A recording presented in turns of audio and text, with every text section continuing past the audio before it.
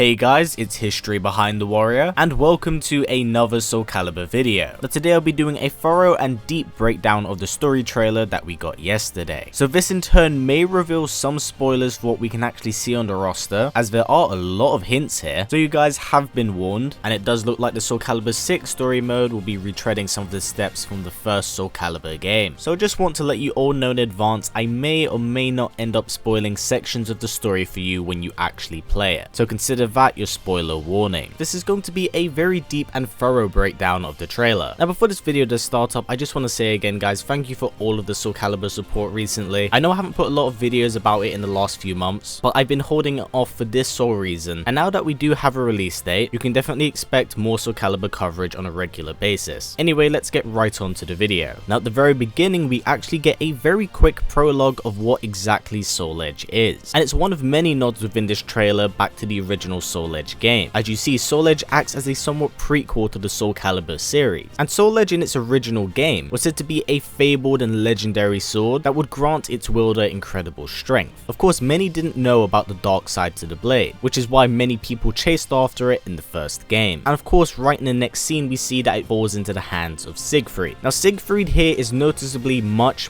younger than what we see in the Soul Calibur 6 trailer. He's sporting much shorter hair, meaning that this is actually at the very end of Soul Edge, where he's picking up the sword for the first time. It is actually his ending from the original Soul Edge game.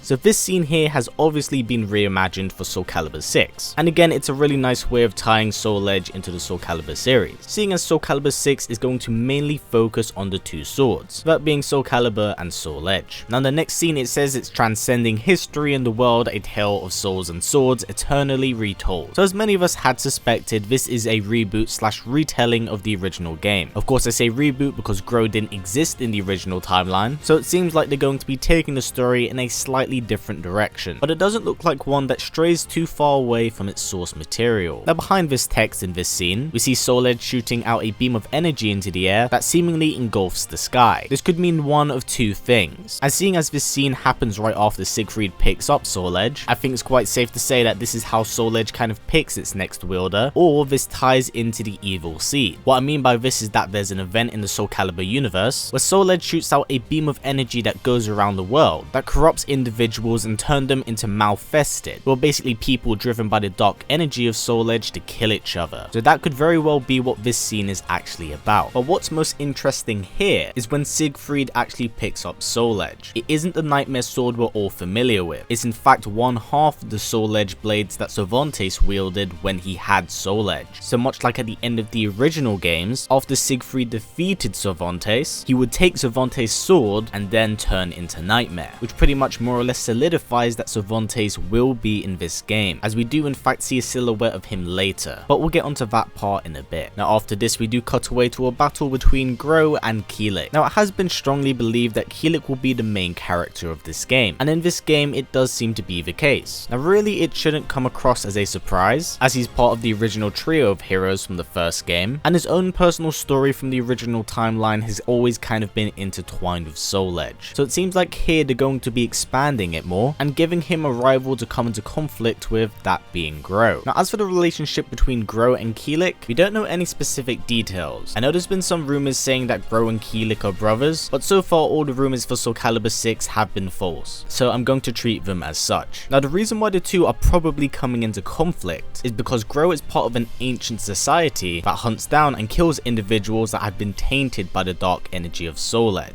which I believe is the most logical reason as to why they're fighting. fighting. When he was training at the Ling Shangsu temple, it would be struck by the evil seed that I mentioned earlier, which in turn drove many of the monks insane, including Kilik himself. Now the only reason he's not in his permanent malfested form is because his sister-like figure Zhang Lian sacrificed her own life to save his. She did this by putting on him the sacred mirror known as the Dvapara Yuga, and by wearing this artifact he's cured of his malfested form. However, if it's ever taken off, he will end up returning back to his berserker-like state, which is actually tied to his inbuilt mechanic, his soul charge, and a scene that we're going to talk about after this. But overall, that's what I believe the relationship between Kilik and Gro will be, because after the events that transpired at the temple and him being forced to kill his own kind of sister, he understandably bears a grudge towards Soul Edge, so Gro himself might just end up being an obstacle in front of Kilik. So I don't think that this rivalry will end up taking a center stage as many of us had expected, but then again I could be wrong. Now right after this, we see Maxi fighting a malfested form of Kilik, and what this actually makes me believe is that this is part of the story mode, because back in the original timeline, after everything that transpires at the Ling Shangsu temple, Kilik has his heart set on destroying Soul Edge, so he travels down to Maxi's port in order to gain some assistance to travel to Europe. But during this conversation, the two would be attacked by Astaroth and Nightmare's forces, and during this conflict Maxi's crew is killed off, and Kilik himself has his sacred mirror pulled off, turning him into his malfested form, in which Maxi has to fight him. So I believe that's what we're also seeing here in this trailer, which yes does make the chances of Astaroth actually appearing in this game much higher. Plus we actually do see a silhouette of him later, but much like the Cervantes part, we'll get onto it in a bit. Following this scene we get a few fight sequences displayed off, and then here comes the most important part of the trailer, and this is a somewhat storyboard that stretches across time. I believe it's referred to as the Soul Chronicles, and this is a very interesting take on how they're approaching the story, because it seems that by playing through the story you'll be able to unlock different branches and perspectives of different characters through these events. Now I don't know whether or not the picture we see here is an actual up-to-date version of what we see in the story mode, but I decided since it actually shows off the time, I'll look at the Soul Calibur timeline and see which games actually take place here. I have a link for the image down in the description below, as it is pretty damn interesting, but this is the official storyline of the Soul Calibur series. And if we look at the in-game timeline for Soul Chronicles, we see that the game's storyline starts around the same time that Soul Edge does finish, with Sophitia defeating Cervantes and Siegfried coming into contact with Soul Edge. And as we look across the period of time, we see that it ends in 1589, which if we look at the official storyline is roughly around the same time that Soul Calibur 2 kind of starts. So this reboot itself might only contain a little bit of Soul Edge and be an entire retelling of the first Soul Calibur game. However, it may spill a tiny bit into Soul Calibur 2, as we do see that the timeline does go up to 1590 but is empty. Now, during the events of 1590 in the storyline, this is where Raphael is able to separate Siegfried and Nightmare, and Zoslamel does surface and takes on more of the antagonistic role. So the events of Soul Calibur 2 and 3 kind of take place in the span of 1 year, and I am aware it is a bit of a shot in the dark, which means that they wouldn't just have Inferno as a boss in the game, but also Abyss. But here is where things get very interesting. Soul Calibur as a series as a whole has always been known for its character creation, and I'm well aware that Zoslamel in this game shares many similar moves to that of Abyss.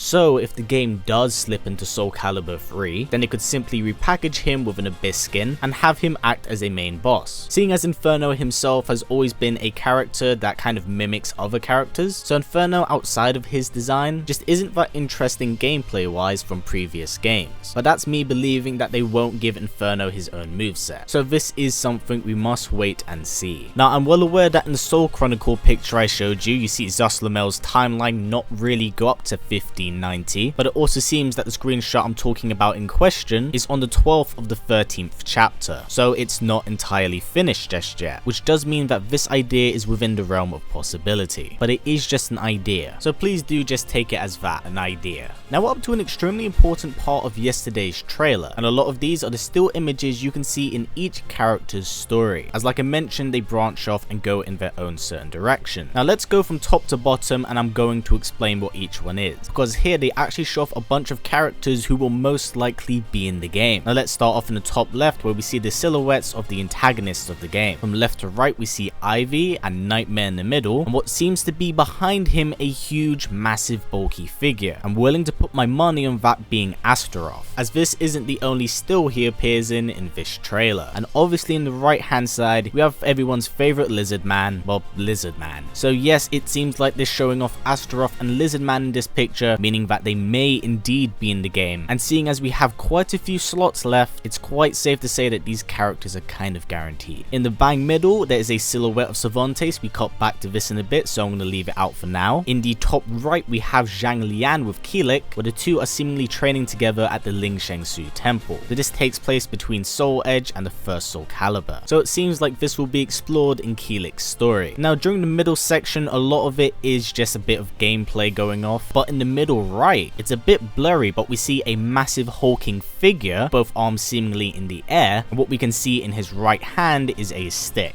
which is, yes, from what you can tell, most likely Astaroth. So it seems like his appearance in this game is guaranteed, as he is also quite important to Maxi's story in the first Soul Calibur game. Now from bottom left to right we have Shanghua wielding her sword, and in the bottom right corner someone holding a green stone. So I'm not entirely sure what this is. If someone in the comments knows what this is, please put it down there. I'll pin it to the very top so everyone knows what it is. Now as this sequence goes on we get a zoom in of Cervantes and him being defeated by Sophitia, and if you look in the image one of his swords do break, like at the end of the original Soul Edge when Sophitia uses her Omega Blade to destroy it. So it seems like this will be part of Sophitia's story in Soul Chronicles. In the next shot here we are finally able to see what is presumably the main boss of the game, Inferno. We're able to see him in all of his burning glory and in what I presume is the Astral Chaos Realm, so we will also be getting that stage, because again right after this we see Shanghua picking up the blade of Soul Calibur as she prepares herself to fight Inferno, which is the final battle in the original Soul Calibur game. And if we look at the floor that she's currently standing on, that is in the Astral Chaos Realm as well. So this does seem to be following the first Soul Calibur game step by step. And after that we get a sequence of shots showing off the characters with a few little minor details put in there. For example, Keelik struggling with his malfested state and Groa and Keelik clashing together once more. Now at the very end of the trailer I'm presuming this is in Ostreinsberg, because it seems that Nightmare's turning towards us and facing the camera, but if we look at the stage behind him, he has a golden fence surrounding him, and when we cut past the Soul Calibur 6 title, we see Keelik in the somewhat same room. So I believe that this is during the end section of the game, where Keelik fights Nightmare before Shanghua has to fight Inferno. But that covers the entire trailer, guys. There's actually a lot of stuff going on in those 90 seconds. If you don't know really anything about this, it's kind of hard to look into, but hopefully by watching this video you've actually learned a lot more. I do apologize for this being so incredibly in depth. I may have actually spoiled the entire story of Soul Calibur 6 to you, but I'm deeply hoping that I am wrong, hence why I mentioned a Soul Calibur 2 and 3 sequence, because really this trailer actually shows off quite a bit. As from what you can tell, this video's gone on for quite some time, considering that the trailer is only 90 seconds or so long, so it is packed to the brim with a lot of stuff. Anyway, I do hope you enjoyed this video. I hope it hasn't been too overwhelming, but most importantly I do hope you enjoyed it, as I believe this is the most thorough breakdown I've ever actually done on my channel of a trailer. So again, I do hope you liked it. Anyway, before this video wraps up, if possible, let's try getting it to about 500 likes. It's a great way of helping out this channel since YouTube's ad system is broken as hell. So by giving it a thumbs up, it helps out a ton. And if you want to go that extra step, we also have a Patreon set up, and a link for it will be down in the description below. Now as always guys, please comment, like, subscribe, and share this video with everyone you know. Please take care, and I'll see you all next time.